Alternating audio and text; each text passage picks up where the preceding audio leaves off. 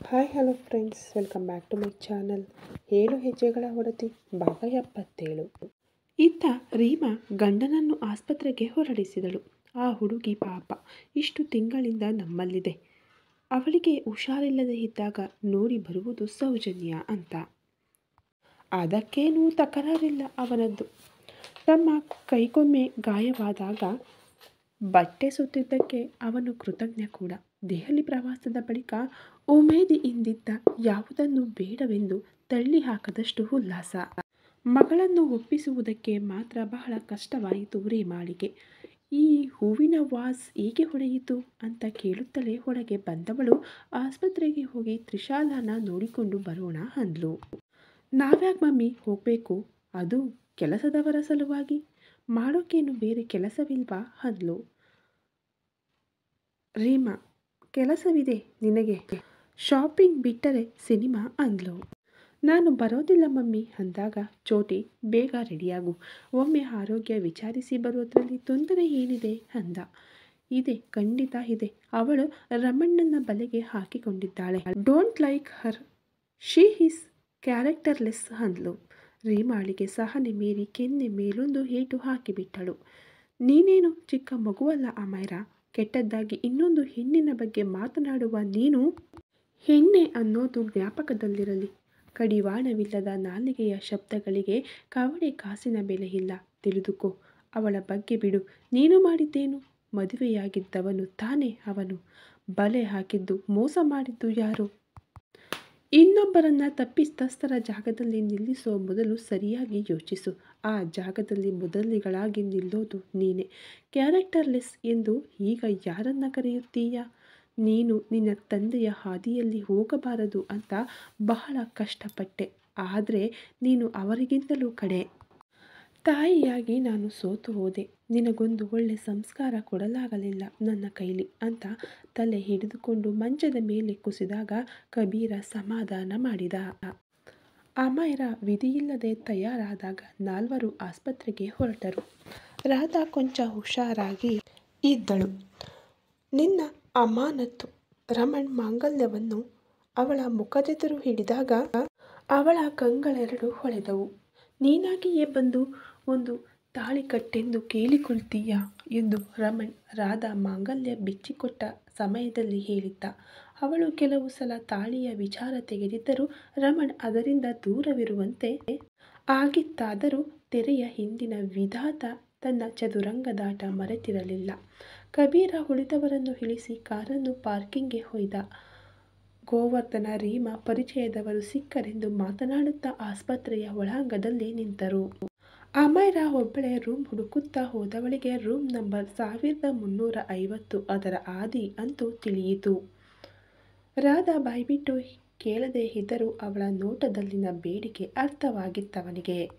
ಅವಳು ಮಲಗಿದ್ದಂತೆಯೇ ಮಾಂಗಲ್ಯ ಕಟ್ಟಿ ಆಪ್ಯಾಯತೆಯಿಂದ ಅವಳ ಹಣೆಗೊಂದು ಹೂಮುತ್ತನ್ನಿಟ್ಟ.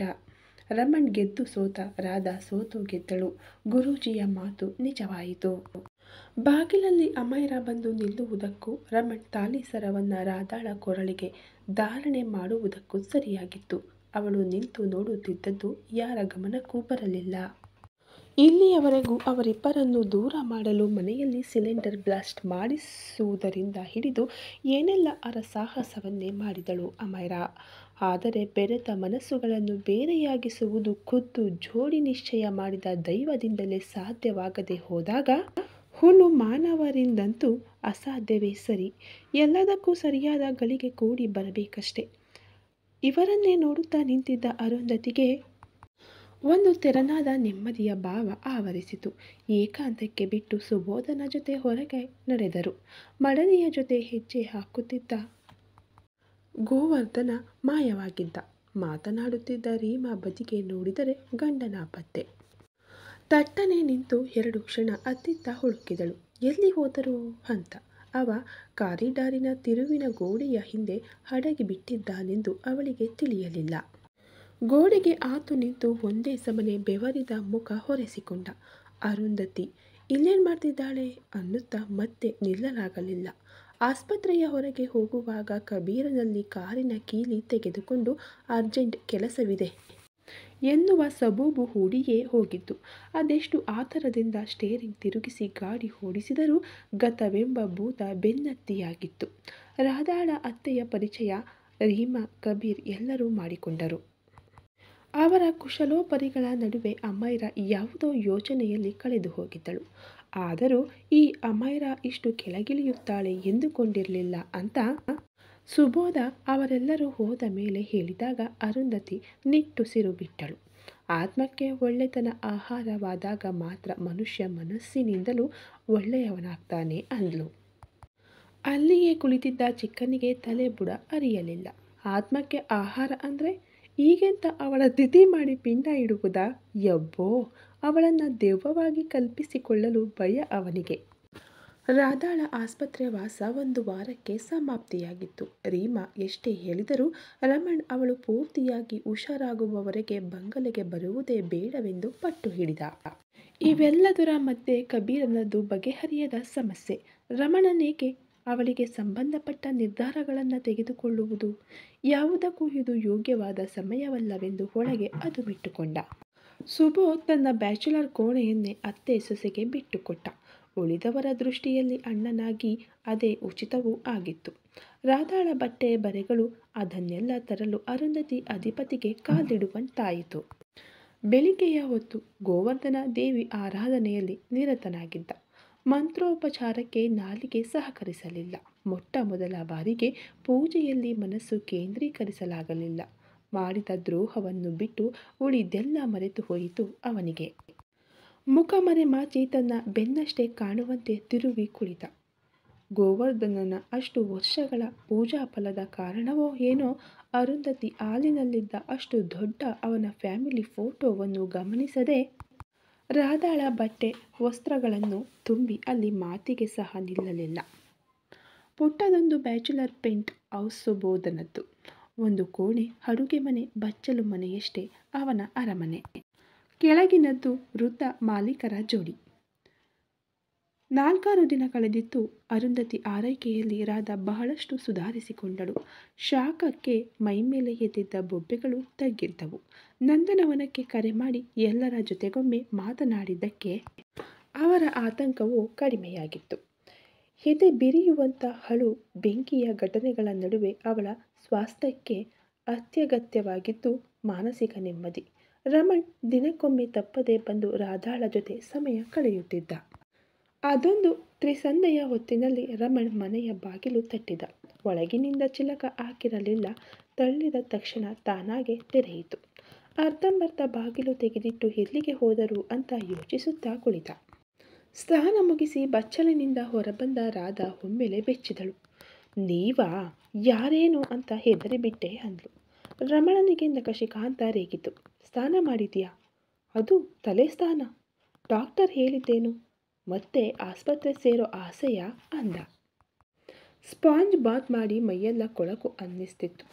ಅತ್ತೆ ಬೈತಾರೆ ಅಂತ ಅವರಿಲ್ಲದ ಸಮಯ ನೋಡಿ ಸ್ನಾನ ಮಾಡಿಬಿಟ್ಟೆ ಅಂತ ಪ್ರಾಮಾಣಿಕವಾಗಿ ಹೇಳಿಕೊಂಡಳು. ಅತ್ತೆ ಕೆಳಗಿನ ಮನೆಗೆ ಹೋದ್ರು. ಆ ಅಜ್ಜ BP ಲೋ ಆಗಿ ಬಿದ್ದು ಬಿಟ್ಟರಂತೆ. ಅಜ್ಜಿಗೆ ಕೈಕಾಲು ಆಡದೆ ಓಡಿ ಬಂದ್ರು. ಪಾಪ, ನಾನೇ ಒಬ್ಬಳೇ ಇರ್ತೀನಿ ಅಂತಂದು ಕಳುಹಿಸಿದೆ. ಬರಬಹುದು ಇನ್ನೇನು ಅನ್ನುತ್ತಾ ತಲೆಗೆ ಕಟ್ಟಿದ್ದ ಟವಲ್ ಬಿಚ್ಚಿ ಒದ್ದೆ ಕೂದಲು ಜಾಡಿಸಿಕೊಂಡಳು. ರಮಣ್ ಕಣ್ಣಿಗೆ ಹಾರಿದ 4 ಹನಿ ನೀರನ್ನು ಉಜ್ಜಿಕೊಂಡ. ಸೂರ್ಯ ಮುಳುಗಿ ಹೊತ್ತಾಗಿತ್ತು.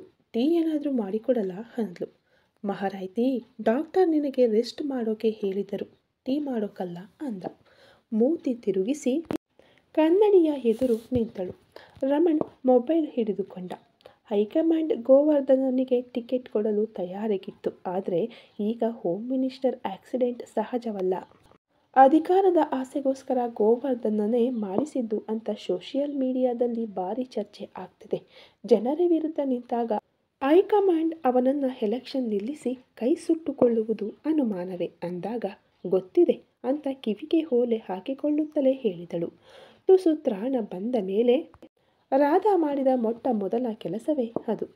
ಈ ಮಧ್ಯೆ ಧರಣಿ ಸಹ ಅವಳ ಆರೋಗ್ಯ ವಿಚಾರಿಸಲು ಬಂದಾಗ ಹೇಳಿ ಹೋಗಿದ್ದರೂ ಅವಳು ಅಂದುಕೊಂಡಂತೆಯೇ ಆಗಿತ್ತು ಎಲ್ಲವೂ. ಧರಣಿ ಸಮೇತ ಎಲ್ಲರದ್ದು ಒಂದೇ ಆಜ್ಞೆ.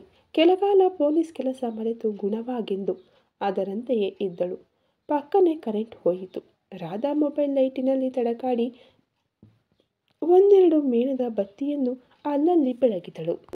ಕೇಸರಿ ಬಿಳಿ ಚಿತ್ತಾಕಾರದ ಸೀರೆ ಹುಟ್ಟವಳು ಮಂದವಾದ ಮಿಣುಕ ಬೆಳಕಲ್ಲಿ ತಯಾರಾಗುವುದನ್ನೇ ಕನ್ನಡಿ ಅಂಟಿಸಿದ ಗೋಡೆಗೆ ಕೈಕಟ್ಟಿ ಹೊರಗೆ ನಿಂತು ಕಣ್ತುಂಬ ಕಾಣುತ್ತಾ ನಿಂತ. ಮಿನುಗುವ ನಕ್ಷತ್ರವೊಂದನ್ನು ಕಿತ್ತು ಹಣೆಗೆ ಬಿಂದಿಯಾಗಿಸಿಕೊಂಡಳು. ಹಣೆಯ ಕುಂಕುಮವಾಗಿ, ಒಳಪು ಕಂಗಳ ಬಿಂಬವಾಗಿ, ಎದೆಯ ಬಡಿತಕ್ಕೆ ತಾಳವಾಗಿ, ಸಾಂತ್ವನ ನೀಡುವ ಮಡಿಲಾಗಿ, ಮುಖವ ಸೋಕುವ ಮುಂಗುರುಳಾಗಿ, ಕೆನ್ನೆಗೆ ಮುತ್ತಿಡುವ ಕಿವಿ ಓಲೆಯಾಗಿ, ಮಿಂದ ಹೆರಳ ಗಮ್ಮೆನ್ನುವ ಗಂಧದ ಜೊತೆ ಮಂದಾನಿಲವಾಗಿ, ಅವಳ ಬಿಸಿ ಉಸಿರಲ್ಲಿ ಉಸಿರಾಗಿ ಬೆರೆತು ಹೋಗುವ ಆಸೆ ರಮಣನಿಗೆ. ಆ ಆಸೆ ಅವನಿಗೆ ಅಧಿಕವಾಯಿತು. ತಾನು ತಂದುಕೊಟ್ಟ ಜೋಡಿ ಓಲೆಗಳನ್ನು ಅವಳ ಕಿವಿಯಲ್ಲಿ ಕಂಡು ಮುದಗೊಂಡ. ಅವಳೆದೆಯ ಮೇಲೆ ತೂಗಿ ಬಿದ್ದಿದ್ದ ಮಾಂಗಲ್ಯದ ಬೊಟ್ಟು ಮೇಣದ ಬತ್ತಿಯ ಬೆಳಕಿಗೆ ಪ್ರಕಾಶಮಾನವಾಗಿ ಪ್ರಜ್ವಲಿಸುತ್ತಿತ್ತು. ತಿಳಿ ಮುಂಜಾವಿನ ತೆಳು ಇಬ್ಬನಿಯಲ್ಲಿ ತೊಯ್ದು ಪಾರಿಜಾತೆಯ ಮೊಗ್ಗು ಪುಷ್ಪವಾಗಿ ಹರಳಿದ್ದು ರಮಣನ ಮನದಂಗಳದಲ್ಲಿ. ಯಥೇಚ್ಛವಾಗಿ ಹರಿಯುತ್ತಿದ್ದ ಅಪೂರ್ವ ಅನುರಾಗದ ಕಣ್ಣೋಟಕ್ಕೆ ರಾಧಾ ನಸು ನಾಚಿಕೆಯಿಂದ ರಂಗಿನ ಒರತೆಯಾದಳು. ತಾನು ನೋಡುತ್ತಿರುವುದು ನಿಜವೇ ಎಂದೊಮ್ಮೆ ಅವಳ ಕೆಂಪಡರಿದ ಮುದ್ದು ಮೊಗಕ್ಕೆ ಮುತ್ತಿಟ್ಟು ಪರೀಕ್ಷಿಸುವ ಮನಸ್ಸಾಯಿತವನಿಗೆ. ಅವಳ ಬೆನ್ನ ಮೇಲಿನ ಹೊಳೆವ ನೀರಮಣಿ ಅವನ ಸಂಶಯವನ್ನು ಕೊಂಚ ಅಲ್ಲಾಡಿಸಿದಾಗ ಬೆದರಿ ಅಂಗೈಯಲ್ಲಿ ಬೆವರು ಮೂಡಿತು. ಸಹ್ಯಾದ್ರಿ ಹೊಡಲ ಪುಟ್ಟ ತೊರೆಯಂತೆ ಜಿನುಗುತ್ತಿದ್ದ ಕೂದಲನ್ನು ಕಟ್ಟ ಹೋದಾಗ ರಮಣ್ ತಡೆದ. ಕಟ್ಟಬೇಡ, ಹೀಗೆಯೇ ಇರಲಿ ಅಂದ. ಸೂರ್ಯನನ್ನೇ ನೆಚ್ಚಿ ಅವನು ಹೋದ ದಿಕ್ಕಿಗೆ ತಿರುಗುವ ಸೂರ್ಯಕಾಂತಿಯಂತೆ ಮಡದಿ ಓಡಾಡಿಕೊಂಡಿದ್ದನ್ನೇ ತನ್ಮಯತೆಯಿಂದ ನೋಡಿದಷ್ಟು ತಣಿಯದ ಭಾವ ಅವನಲ್ಲಿ. ಅರುಂಧತಿ ಬಂದು ರಮಣ್ ಇದ್ದಿದ್ದನ್ನು ನೋಡಿ ಸಮಾಧಾನದಿಂದ ಮತ್ತೆ ಕೆಳಗಿನ ಮನೆಗೆ ಹೋದರು. ರಮಣ್, ನೀನು ಇವಳ ಜೊತೆಗೆ ಇರೋದಾದರೆ ನಾನು ಧೈರ್ಯದಿಂದ ಕೆಳಗೆ ಹೋಗ್ತೀನಿ. ಆ ಅಜ್ಜಿ ಗಾಬರಿ ಬಿದ್ದಿದೆ. ಸುಬೋಧ್ ಮನೆ ಬಿಟ್ಟು ಕೊಟ್ಟಾಗ ಏನು ಎತ್ತ ಪ್ರಶ್ನಿಸದೆ ಉಳಿಯೋಕೆ ಒಪ್ಪಿಗೆ ಕೊಟ್ಟಿದ್ದನ್ನು ಸ್ಮರಿಸಬೇಕಲ್ಲ ಅಂದ್ರು. ಕಾರಣ ಅದಷ್ಟೇ ಆಗಿರದೆ ಇಬ್ಬರ ನಡುವೆ ಕರಡಿಯಾಗುವುದು ಔಚಿತ್ಯವೆನಿಸಲಿಲ್ಲ ಆಕೆಗೆ. ಯಾವುದೀ ಹೊಸ ಸಂಚು, ಎದೆಯಂಚಿನಲ್ಲಿ ಮಿಂಚು, ಮನಸ್ಸು ಕನಸುಗಳನ್ನು ಕಲಿಸಿರುವುದು, ಗಿರಿಕಮರಿಯಾಳದಲ್ಲಿ ತೆವಳಿದ್ದ ಭಾವನೆಗಳ ಮುಗಿಲ ಮಂಚದೊಳಿಟ್ಟು ತೂಗುದಿಹುದು, ಭಾವಗೀತೆಯ ಗುನುಗುತ್ತ ಬೊಬ್ಬೆಯ ಕುರುಹುಗಳಿಗೆಲ್ಲ ಔಷಧಿ ಲೇಪಿಸಿಕೊಂಡಳು ರಾಧಾ. ತಾನೇ ಚಹಾ ಮಾಡಿಕೊಳ್ಳಲು ಮುಂದಾದವನನ್ನು ಹಿಂದೆಯಿಂದ ದಬ್ಬಿ ಅವನ ಅಗಲವಾದ ಬೆನ್ನಿಗೆ ಮುಖವಿಟ್ಟಳು. ನನಗೂ ಏನಾದರೂ ಕೆಲಸ ಮಾಡಬೇಕು, ಒಂದೇ ಕಡೆ ಕೂರೋಕೆ ಬೇಜಾರು ಅಂದ್ಲು. ಬೇಕಾಗಿಲ್ಲ, ಪೂರ್ತಿಯಾಗಿ ಹುಷಾರಾದ ಮೇಲೆ ಕಾದು ಕೂತಿರೋ 1000 ಕೆಲಸಗಳಿವೆ, ಆಗ ಮಾಡಬಹುದು ಅಂದ. ನನ್ನ ಜೊತೆ ಬರೀ ಜಗಳವಾಡೋದೇ ಆಗೋಯ್ತು ನಿಮಗೆ ಅಂದ್ಲು. ನಿನ್ನನ್ನು ಪ್ರೀತಿಸಿದ ಮೇಲೆ ಜಗಳಕ್ಕೆ ಬೇರೆ ಕಡೆ ಯಾಕೆ ಹೋಗಲಿ ನಾನು ಅಂತ ಸಣ್ಣಗೆ ಗೊಣಗಿಕೊಂಡಿದ್ದು ರಾಧಾಗೆ ಕೇಳಿಸಲಿಲ್ಲ. ಅವಳು ಟೆರೆಸ್ಗೆ ಹೋಗಿ ಕುಳಿತಾಗ ಈ ಕುಳಿರ್ಗಾಳಿಯಲ್ಲಿ ಕುಳಿತು ಜ್ವರ ನೆಗಡಿ ಬರೆಸಿಕೊಂಡು ಮತ್ತೆ ನನ್ನ ಪ್ರಾಣ ತೆಗೆದರೆ ಮಾತ್ರ ನೋಡ್ತಿರು ಎಂದು ರಮಣನಿಗೆ ಗದರುವುದು ಅನಿವಾರ್ಯವಾಯಿತು. ಒಳಗಿನಿಂದ ಶಾಲು ತಂದು ಹೊದಿಸಿ ಚಹಾ ಕಪ್ಪು ಹಿಡಿದು ಅವಳ ಬದಿಯಲ್ಲಿಯೇ ಕುಳಿತ. ಬಿಗುವಿನಲ್ಲಿ ಕುಳಿತವಳು ಒಂದು ಗುಟುಕು ಬಿಸಿ ಚಹಾ ಎಳೆದು ಅದರ ರುಚಿಯನ್ನು ಮೆಚ್ಚಿ ಹೊಗಳಿದಳು. ಮಜ್ಜಿಗೆಯೊಳಗಿನ ನವನೀತದಂಥ ತುಂಬು ಶ್ವೇತ ಚಂದಿರ ಬೆಳದಿಂಗಳ ಸೋನೆ ಮಳೆ ಸುರಿಸುತ್ತಾ ಅಂದವಾಗಿ ನಗುತ್ತಿದ್ದ. ಚುಮ್ಮುಗುಡುವ ತಂಗಾಳಿಯ ಮೊರೆತಕ್ಕೆ ಗಂಡನ ತೋಳಿನಲ್ಲಿ ಗುಬ್ಬಚ್ಚಿ ಮರಿಯಂತೆ ಬೆಚ್ಚಗೆ ನುಸುಳಿಕೊಂಡಳು. ಬಹಳ ಹೊತ್ತಿನವರೆಗೂ ರಮಣ್ ಮೌನ ಮುರಿಯದೇ ಇದ್ದಾಗ ರಾಧಾಗೆ ಕೆಣಕುವ ಇಚ್ಛೆಯಾಯಿತು. ಏನು ಯೋಚನೆ ಮಾಡ್ತಿದ್ದೀರಿ? ಮತ್ತೆ ಈ ತಲೆಯಲ್ಲಿ ಡೈವರ್ಸ್ ವಿಚಾರ ಬರ್ತಿಲ್ಲ ತಾನೇ ಅಂದ್ಲು. ತಾತನಿಗೆ 4-5 ಮರಿ ಮೊಮ್ಮಕ್ಕಳ ಮಾತು ಕೊಟ್ಟಿದ್ದಲ್ಲ, ಅದರ ಬಗ್ಗೆ ಆಲೋಚಿಸ್ತಿದ್ದೆ ಅಂದ. ಅಂತ ಅವಕ್ಕಾಗಿ ಮರಿ ಕಪ್ಪೆಯಂತೆ ಎಗರಿ ಬದಿಗೆ ಕುಳಿತಳು. ಬಾಚಿ ಹತ್ತಿರ ಕೆಳೆದುಕೊಂಡು ನಕ್ಕ. ಸುಮ್ಮನೆ ಹೇಳ್ದೆ ಅಂದ. ನಿಜಕ್ಕೂ ಡೈವರ್ಸ್ ಬಗ್ಗೆ ಯೋಚಿಸಿಲ್ಲವಲ್ಲ ಅಂದ್ಲು. ಆ ಪ್ರಶ್ನೆಯನ್ನ ನಿನ್ನ ಕತ್ತಲ್ಲಿರೋ ತಾಳಿಯ ಬಳಿ ಕೇಳಬಾರದೇಕೆ ಅಂದಾಗ ನಿರುಮ್ನಳಾದಳು. ಗನ್ನೆಲ್ಲಿ ತರಲಿಲ್ಲವೋ ಅಂದ್ಲು. ಇದೆಯಲ್ಲ ಒಳಗೆ ಅದೊಂಥರ ನನ್ನ ಎರಡನೇ ಹೆಂಡತಿ, ನೀನು ಮೂರನೆಯವಳು ಅಂತ ಮತ್ತೆ ನಕ್ಕಾಗ ಅವನ ಪಕ್ಕೆಲುಬಿಗೆ ಗಟ್ಟಿಯಾಗಿ ಚಿವುಟಿ ಬಿಡಬೇಕೆನಿಸಿತು ಅವಳಿಗೆ. Those who live by gun they die by gun ಅಂತ ಎಲ್ಲೋ ಒಂದು ಕಡೆ ಓದಿದ ನೆನಪು ಅಂದ್ಲು. ಅವನದಕ್ಕೆಲ್ಲ ಕ್ಯಾರೆ ಅನ್ನಲಿಲ್ಲ. ಎದ್ದು ಹೋಗಿ ಪಿಸ್ತೂಲು ಹಿಡಿದು ಬಂದು ಅವಳ ಕೈಲಿಟ್ಟ. ಅದನ್ನು ಸರಿಯಾಗಿ ಹಿಡಿದುಕೊಂಡು ಸೂಕ್ಷ್ಮವಾಗಿ ನೋಡಿದಳು. ತಾನೇ ಅವಳ ಬೆರಳು ಮಡಿಸಿ ಗ್ರಿಪ್ ತೆಗೆದುಕೊಳ್ಳುವುದು ಹೇಳಿಕೊಟ್ಟ. ಅವಳದರಲ್ಲಿ ಟ್ರೈನಿಂಗ್ ಪಡೆದವಳೆ. ಆದರೂ ಪತಿಯ ಬೆಚ್ಚಗಿನ ಹಸ್ತದಲ್ಲಿನ ಭದ್ರತೆ ಸವಿದಷ್ಟು ತೀರದು. ನನ್ನನ್ಯಾಕೆ ದ್ವೇಷಿಸೋದಿಲ್ಲ ರಮಣ್ ಅಂತ ಕ್ಯಾಸೆಟ್ ಮತ್ತೆ ಶುರುವಿಗೆ ಹೋಗಿ ಸಿಲುಕಿಕೊಂಡಿತ್ತು. ಅವಳನ್ನೇ ದೀರ್ಘವಾಗಿ ನೋಡಿದಾಗ ತನ್ನ ಎರಡು ಮಂಡಿಗಳನ್ನು ಮಡಚಿ ಗಲ್ಲ ಹೊರಿದಳು. ಯಾಕೆ ದ್ವೇಷಿಸೋಲ್ಲ ಅಂದರೆ, ನೀನಿರುವುದೇ ಪ್ರೇಮಿಸಲು. ನಿನ್ನ ಕಣ್ಣ ಕೊಳದಲ್ಲಿ ಬಿದ್ದಾಗಿದೆ, ಅಲ್ಲಿಯೇ ಈಜಿಕೊಂಡಿರಲು ನನಗೆ ಇಷ್ಟ ಎಂದು ಬಾಯಿ ಬಿಟ್ಟು ಹೇಳದೆ ಅಂತರಾಳದಲ್ಲೇ ಗುಟ್ಟು ಬಚ್ಚಿಟ್ಟುಕೊಂಡು ಅವಳೆಡೆಗೆ ಬಾಗಿ ಕಿವಿಯಲ್ಲಿ ಉಸುರಿದ. ಇನ್ನೊಮ್ಮೆ ಯಾವಾಗಲಾದರೂ ಹೇಳ್ತೀನಿ ಅಂತ. ಕೊರಳ ಸೋಕಿದ ಬಿಸಿ ಉಸಿರ ಸ್ಪರ್ಶಕ್ಕೆ ರಾಧಾ ಲಜ್ಜೆಯ ಮುದ್ದೆಯಾದಳು. ಹರಡಿದ ಅವಳ ಒದ್ದೆ ಕೂದಲಲ್ಲಿ ಮುಖ ಹುದುಗಿಸಿದ ಗಮ್ಮನೆಯ ಕೇಸರಾಶಿಯಲ್ಲಿ ಸಿಲುಕಿ ಕಳೆದು ಹೋಗುವ ಹಂಬಲ. ನಿನಗೆ ನಿದ್ದೆ ಬರುತ್ತಿದೆಯಲ್ಲ ಅನ್ನುತ್ತಾ ಜ್ಞಾಪಿಸಿಕೊಂಡು ಅಕ್ಕರೆಯಿಂದ ಅವಳ ಜೊಂಪೆ ಕೂದಲನ್ನು ಕಿವಿಯ ಹಿಂದೆ ತಳ್ಳಿದ. ಆವತ್ತು 10 ಹಗುರಾದ ಮೇಲೆ ಕತ್ತಲ ಭಯವೂ ಇಲ್ಲ, ನಿದ್ದೆಯೂ ಬರ್ತಿದೆ. ಟೆರೇಸ್ ನೆಲಕ್ಕೆ ಆರಾಮವಾಗಿ ಮೈ ಚೆಲ್ಲಿದ. ಅವನ ತೋಳ ಮೇಲೆ ತಲೆ ಇಟ್ಟಳು. ಅವಳಿಗೆ ಅದೆಷ್ಟೋ ಮಾತನಾಡುವ ಇಚ್ಛೆ, ಅವನಿಗೆ ಒಲವ ಭಾವಗಳ ಬೋರ್ಗರೆತದಲ್ಲಿ ಮೌನವಾಗಿ ಕೊಚ್ಚಿ ಹೋಗುವ ಬಯಕೆ. ಇಬ್ಬರಲ್ಲೂ ಆ ಸಾಮೀಪ್ಯವನ್ನೇ ಆಸ್ವಾದಿಸಿ ಹೆಚ್ಚೆಚ್ಚು ಪ್ರೇಮಿಸುವ ಮನಸ್ಸು. ಅಲ್ಲಿ ದೈಹಿಕ ಛಾಯೆ ಇಲ್ಲ. ಪವಿತ್ರ ಪ್ರೇಮಕ್ಕೆ ದುಂಬಿ ಹೂವಿನ ಹೋಲಿಕೆ ಸರಿಯಲ್ಲ. ದುಂಬಿಗಿರುವುದು ಮಕರವನ್ನು ಹೀರುವ ಮೋಹವೇ ಹೊರತು ಹೂವಿನ ಮೇಲೆ ಪ್ರೀತಿಯಲ್ಲ. ಇಲ್ಲಿ ಪ್ರೇಮದ ಹೂವನ್ನು ಒಬ್ಬರು ಬೆಳಕು, ಇನ್ನೊಬ್ಬರು ಇಬ್ಬನಿಯಾಗಿ ಪೋಷಿಸುವ ಕನಸು. ಪ್ರತಿಯೊಂದು ಸುಂದರ ಭಾವವಷ್ಟೇ, ಅದರ ಆಳ ಅಗಲ ಮಾತ್ರ ಶರದಿಯಾಗಾಸಕ್ಕೂ ಮಿಗಿದು ಅಚಲ ಶಾಶ್ವತ. ಎರಡರ ತುದಿಯು ಭೇಟಿಯಾಗದಷ್ಟು ನಿರಂತರ. ನಂಬಿಕೆ, ವಿಶ್ವಾಸ, ಕಾಮನೆಗಳೆಲ್ಲವೂ ಜಲಚರ ಬಾನಾಡಿಗಳಂತೆ. ಅವುಗಳಿದ್ದರೇನೆ ನೀಲಾಕಾಶಕ್ಕೆ ಕಡಲಿಗೆ ಮೌಲ್ಯ. ನಾನೇನೋ ಕೇಳ್ತೀನಿ, ನಿಜ ಹೇಳಬೇಕು ಅಂದ್ಲು. ಆಗಸ ದಿಟ್ಟಿಸುತ್ತಿದ್ದ. ಅವತ್ತು ಚೆಸ್ಸಲ್ಲಿ ನೀವು ಬೇಕಂತಲೇ ಸೋತಿದ್ದು ಅಲ್ವಾ ಅಂದ್ಲು ಅವಳ ಕಡೆ ತಿರುಗಿದ. ಸಿಹಿ ದೊರೆಯದೆ ಅಳುಮುಖವಾದ ಪುಟ್ಟ ಹುಡುಗಿಯಂತೆ ಅವನನ್ನೇ ನೋಡುತ್ತಿದ್ದಳು. ನೀನು ಚೆನ್ನಾಗಿಯೇ ಆಡಿದ್ಯಲ್ಲ ಅನ್ನುತ್ತಾ ಅವನ ದೃಷ್ಟಿ ಮತ್ತೆ ತಾರೆಗಳತ್ತ. ಆಡಿದ್ದೆ, ಆದರೆ ಗೆಲ್ಲುವಷ್ಟು ನಿಮ್ಮಷ್ಟು ಚೆನ್ನಾಗಲ್ಲ ಅಂದ್ಲು. ಅದಕ್ಕೇನಾಯ್ತು ಅಂತ ಅಂದ. ಏನಿಲ್ಲ, ಇದಕ್ಕೆ ನಾನು ನಿಮ್ಮನ್ನು ದ್ವೇಷಿಸೋದು. ಐ ಜಸ್ಟ್ ಹೇಟ್ ಯು ಅಂದ್ಲು. ರಮಣ್ ಮರು ಮಾತನಾಡಲಿಲ್ಲ.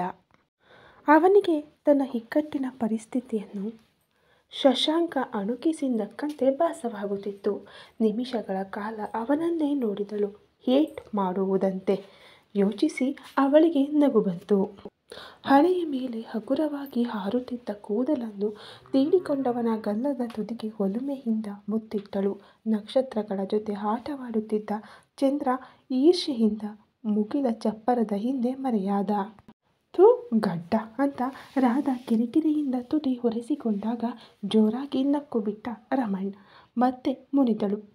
ತಾನೇ ತಿಳಿಯಾದಳು. ವರುಷಗಳಿಂದ ಕಾದಿದ್ದವರಂತೆ ಎಷ್ಟೋ ಹೊತ್ತು ಮಾತನಾಡಿದವಳನ್ನು ಆಸೆಯಿಂದ ಆಲಿಸಿದ. ಮಾತನಾಡುತ್ತಲೇ ಅವನ ತೋಳ ಮೇಲೆ ನಿದ್ದೆ ಹೋಗಿದ್ದಳು. ಅವಳಿಗೆ ಮತ್ತದೇ ಕನಸು. ಒಬ್ಬಳೇ ಗವ್ವೆನ್ನುವ ಕತ್ತಲೆಯ ಹಾದಿಯಲ್ಲಿ ಎಲ್ಲಿಯೋ ಸಾಗುತ್ತಿದ್ದಾಳೆ. ಏನೇನೂ ಕಾಣಿಸದು. ಆದರೆ ತನ್ನ ಜೊತೆಗೆ ಬದಿಯಲ್ಲಿ ಯಾರೋ ಒಬ್ಬರು ಪಾದ ಊರುತ್ತಿದ್ದಾರೆ ಎನ್ನುವ ಭಾಸ. ಅಪರಿಚಿತ ಎನ್ನುವ ಭಯವಿಲ್ಲ. ಈ ಬಾರಿ ಮುಖ ಕಾಣಿಸಿತು. ಅದು ರಮಣ್. ನಿದ್ದೆಯಲ್ಲಿ ಕನವರಿಸಿ ಹೊರಳಿದಳು. ಎತ್ತಿಕೊಂಡು ಹೋಗಿ ಒಳಗೆ ಬೆಚ್ಚಗೆ ಮಲಗಿಸಿ ಎದ್ದಾಗ ಅವನ ಕೈಯನ್ನು ಭದ್ರವಾಗಿ ಹಿಡಿದುಕೊಂಡಳು.